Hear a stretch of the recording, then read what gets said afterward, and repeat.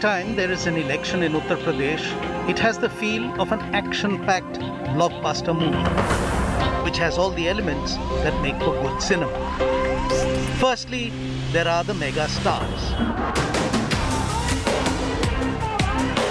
Each of them larger than life. They spew bombastic lines and their cutouts and posters overwhelm.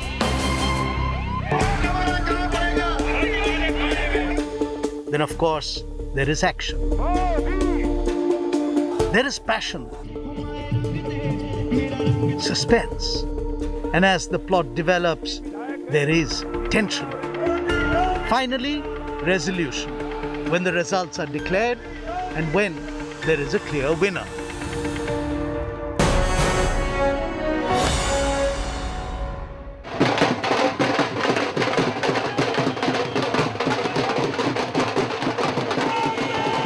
In the Uttar Pradesh Legislative Assembly elections in 1991, the BJP won big, adding 164 seats to their 57 that they held previously, bringing up their total to 221, a figure that meant absolute majority in the assembly of 425.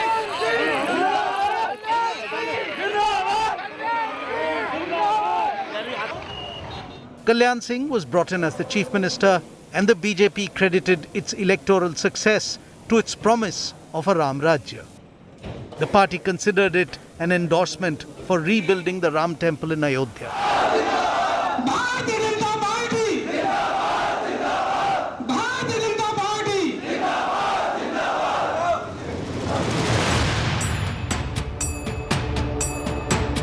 The BJP was fast realizing the potentially larger political dividends this emotive issue could generate, and it partnered wholeheartedly in the call given out by the Vishwa Hindu Parishad, VHP, to begin a collection drive of consecrated bricks from across the country for the purpose of building the proposed Ram temple.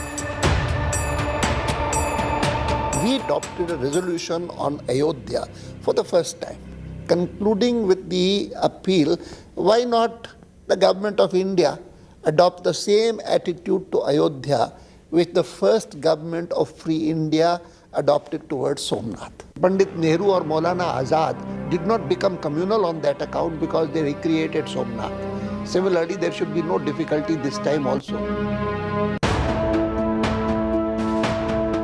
At the centre in New Delhi, the 1991 general elections saw the Congress, with 244 seats, become the single largest party. And in the course of events that were to unfold, it saw Narasimha Rao as the 9th Prime Minister of India choose a deliberately non-committal, non-confrontationist stand on the Ram Mandir, Babri Masjid issue. The BJP was training at the reins. It had tasted blood with its success in the UP elections. The BJP's battle cry for Ram, Roti and Insaf had placed a BJP government in Lucknow, and that could now push the Ram Mandir issue. मुख्यमंत्री के रूप में उस आंदोलन के साथ मैं नहीं जुड़ा। आंदोलन चल रहा था तब भी, और आंदोलन चलाने वाले आंदोलन चला रहे थे, और उस आंदोलन के प्रति मेरी भी पूरी सहानुभूति थी। He was a BJP chief minister, and that he was hands in glove with the VHP, and he was really working out, the scenario as it had been developed by the Sangh Parivar at the very highest level.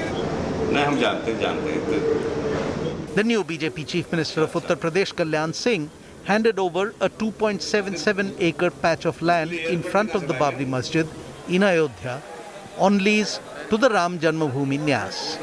And by the end of the year, in 1991, permanent structures began coming up on that land. The Allahabad High Court had earlier permitted the land to be used only to promote tourism and provide amenities to visitors.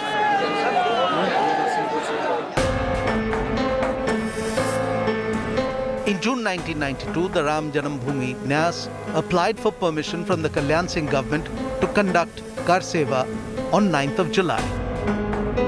The permission was given, and hundreds of thousands of people descended on the twin towns of Ayodhya, Faizabad to be part of the ceremony. And this time, the state security forces were under strict instructions to not use force. In October 1992, the VHP announced its decision to organize a grand karseva on the 6th of December 1992.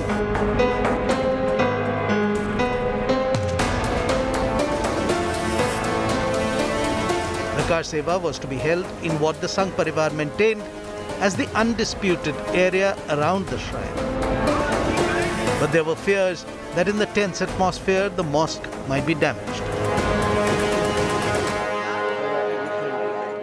Sir पे कफन बांध के देखो बजरंगी की फौज चली गली गली में मात भवानी का गूंजा जयकारा है कहो गर्व से हम हिंदू हैं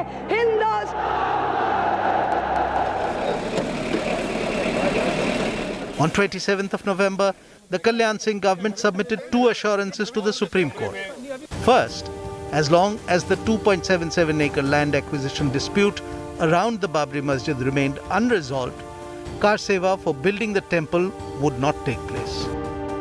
And second, that the state government was fully committed to safeguarding the Babri Masjid.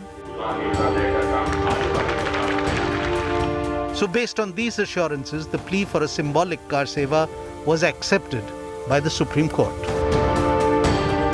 We were talking to the SSP, Mr. D.V. Rai, and he was very confident that nothing was going to happen. He was laughing away and, he's telling us that why are you wasting time here, there's nothing going to happen, and we have had such big crowds so many times, nothing happens, and there are Supreme Court directives, the government doesn't want anything to happen. So just go home, have your breakfast and relax. We'll tell you in the evening what happened. Around that time only, the commotion started. In minutes, we could see a few heads trying to climb the disputed structure from the hind side. And nobody expected that the attack would come from there. In Delhi, pressure mounted on Prime Minister Narasimha Rao to dismiss the Kalyan Singh government and bring Uttar Pradesh under President's rule. Prime Minister Rao refused, citing constitutional technicalities.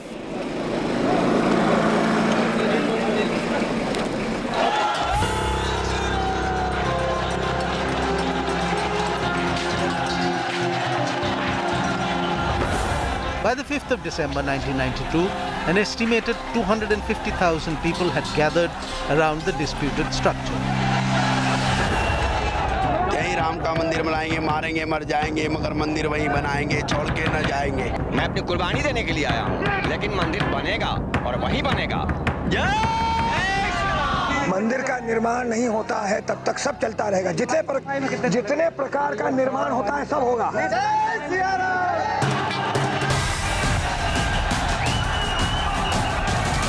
Overnight, barricades around the disputed structure had been erected and security forces deployed. की तैयारी कैसी है? पूरी तैयारी है, पूरी व्यवस्था बनी हुई है, लोगों में उत्साह है और कुछ होने की आशंका संभव है। On 6th of December, people began assembling from early morning.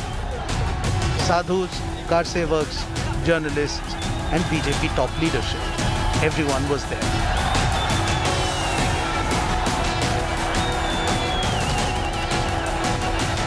Around 11 a.m., the first of the karsevaks broke through the cordon and the beginning of the end neared.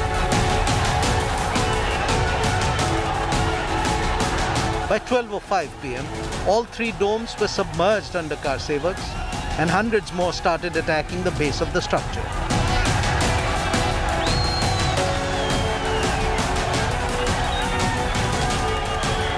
By 4:49 p.m., the rubble was all that was left of the Babri Masjid.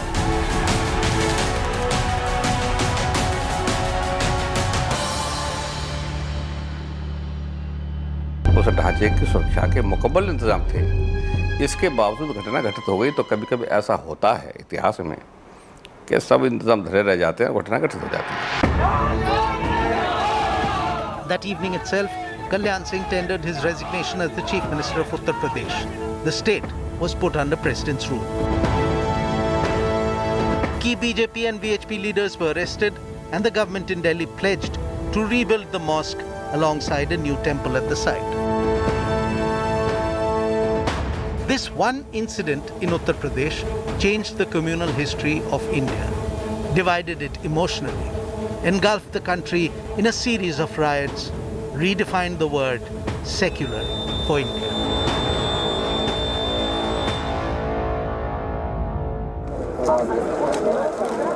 "11 months later, when assembly elections were held in November 1993, the BJP did win the maximum number of seats, but fell short of majority. The party got 177, while 213 was the required number for majority. In the aftermath of the Babri Masjid demolition, the party was unable to cobble through a coalition. And this was the opportunity that Mulayam Singh Yadav was looking for. His newly formed Samajwadi Party was a year old. And Mulayam Singh had aggressively campaigned against the communal BJP as he mobilized other backward classes and the Muslims to vote for his party. The SP had contested 256 seats and won 109.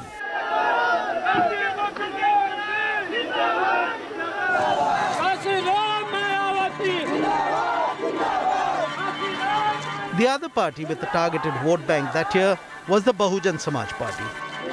The BSP, coming in as a champion of the Dalits, contested 164 seats, winning 67 of them.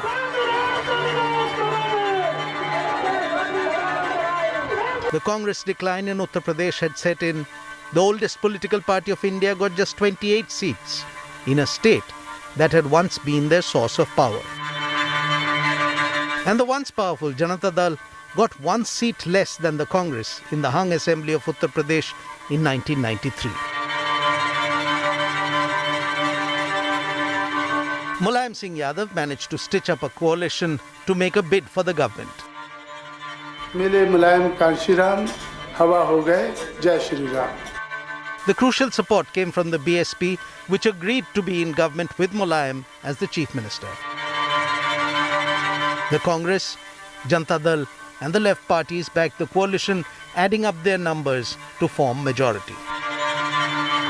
Mulayam Singh had outsmarted the BJP and cemented his position as the politician who was capable of halting the BJP's communal march.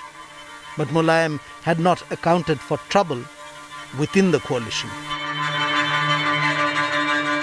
The BSP-SP partnership turned out to be a tenuous one, and relations began to sour from the early days, till finally the BSP withdrew support, limiting the life of the Mulayam Singh Yadav government to just 1 year and 181 days. What followed was to cement the enmity between the Samajwadi Party of Mulayam Singh Yadav and the Bahujan Samaj Party that was projecting Mayawati as the champion of the Dalit community. Mayawati, who was staying at the state guest house in Lucknow, was attacked by SP workers led by some party legislators as well.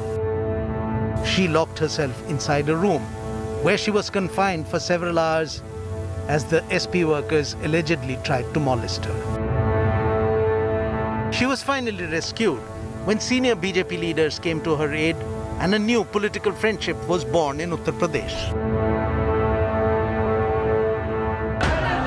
A friendship that was to see a new chief minister take over the reins of government in the state.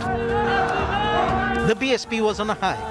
Kanshiram had proved his point that if the cards were played right, even a Dalit could become the chief minister of India's most populous state, even if she were a woman. On 3rd of June 1995, 39-year-old Kumari Mayawati took the oath of office for the Chief Minister of Uttar Pradesh. The first of 4 times that she would take it over the next 3 decades.